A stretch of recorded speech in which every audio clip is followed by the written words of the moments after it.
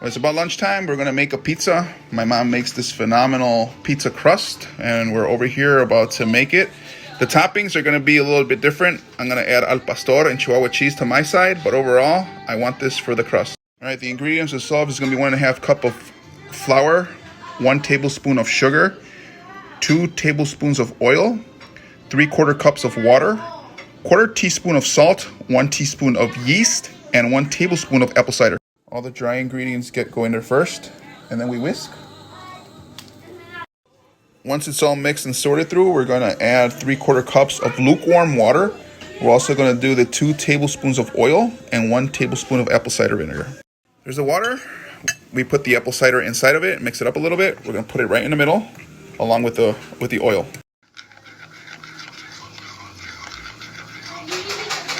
I started doing it wrong, so my mom's doing it instead. Use a spatula, put a little bit of oil on it, just a little bit, to make it easier to move around. You can do that as well. You start mixing the sides, getting all into a nice ball.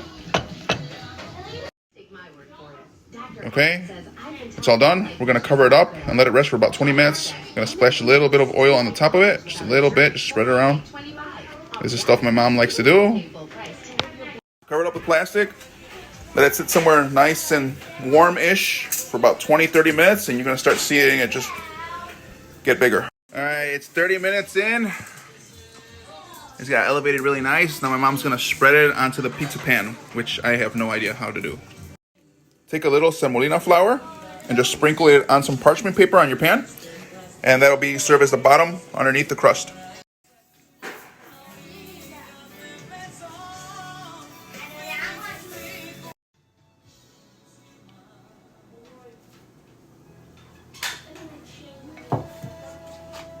And don't forget to put a little bit of olive oil on your hands and fingers to make it easier to spread the shape. This is the part that I can't do. It always comes back on me. It doesn't stretch as easily right now. It just looks like it's very well rested. And my mom is getting it to shape very nicely. Look at that. To keep it thin crust, just go ahead and you just start poking it so it stays thin and it doesn't puff up. And it cooks nicely. It's nice and poked, stretched out, all the shape. We're gonna stick it in the oven for 15-20 minutes at 400 to let the crust cook, and then we'll pull it out, put our ingredients back on, and then put it back in until the cheese starts to get nice and melty.